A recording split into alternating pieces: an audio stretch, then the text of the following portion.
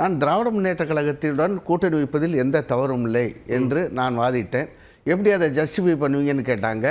Justify வந்து திராவிட இயக்கங்களுடைய தாய் வீடு சொல்கிறது காலமும் சூழலும் தான் ஒருடைய அரசியல் எதிர்காலத்தை முடிவு செய்கிறது. நாம் இணைப்புக்கு படாத பாடுபட்டோம். இந்த நிமிடம் வரை இணைப்புக்கு நாம் இணைப்புக்கு தான் அழைப்பு விடுத்தோம்.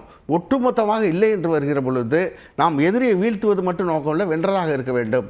இன்றைக்கு வெல்லக்கூடிய அணியாக இருக்கக்கூடிய திராவிட முன்னேற்ற கழகத்தில் நாம் இணைத்து கொண்டோம் என்றால் நாம் பலரும் சட்டமன்ற உறுப்பினராக வருவதற்கு வாய்ப்பு. அடுத்து திமுக ஆட்சி தான். ஆட்சியில் நம்மை நம்பி இருக்கக்கூடிய தோழர்களுக்கு உள்ளாட்சியில் பதவி வாங்கி கொடுக்கக்கூடிய வாய்ப்பு. சித்தாந்தம் என்பது இரண்டு இயக்கங்களும் தந்தை பெரியார் பேரறிஞர் அண்ணா நீதி கட்சிக்கு வகுத்து கொடுத்த அந்த சித்தாந்தத்தில் தான். அப்படி எப்படிங்க நீங்கள் என்ன இவ்வளவுதான் ஏங்க ஆரம்பி வந்து இந்த கட்சியை நிறுவிய தலைவர்கள் ஒருவர். அம்மா வேணாங்கிறப்ப அவர் என்ன பண்ணாரு?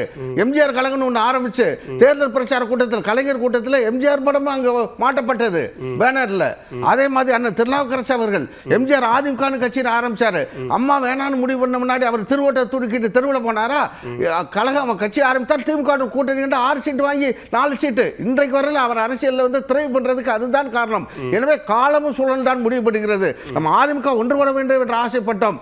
ஆனால் கூடவே அழிந்தாலும் கட்சி அழிந்தாலும் பரவாயில்லை, நான் பிடித்த முயலுக்கு 3 கால் என்று ஒருத்தர் இருக்கிற பொழுது ஷாம் சார் சொன்னதுதான் நீங்க இப்ப விரிவா சொல்றீங்க.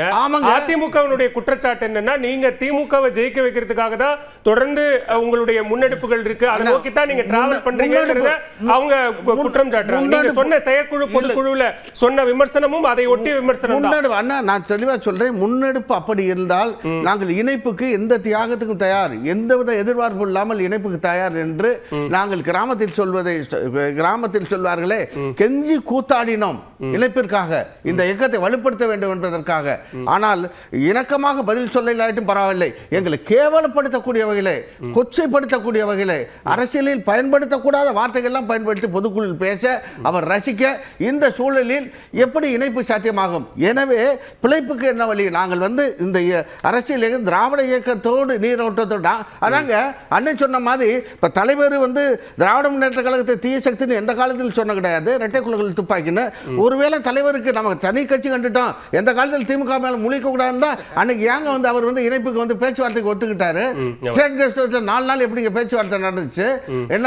எனவே வந்து இந்த திராவிட இயக்கங்கள் வந்து ஒரே கொள்கைக்காக அங்க காங்கிரஸ் எதிர்கட்சியா வந்து விடக்கூடாது, திமுக தான் வர வேண்டும் என்று தலைவர் பாடுபட்ட தருணங்கள்லாம் உண்டு.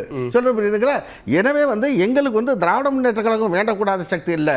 இன்றைக்கு திமுகவா தாவேக்காவா என்று சொல்கிற பொழுது என்னை போன்ற பலரும் திராவிட முன்னேற்ற கழகத்தில் கூட்டணி வைப்பதில் எந்த தவறும் இல்லை.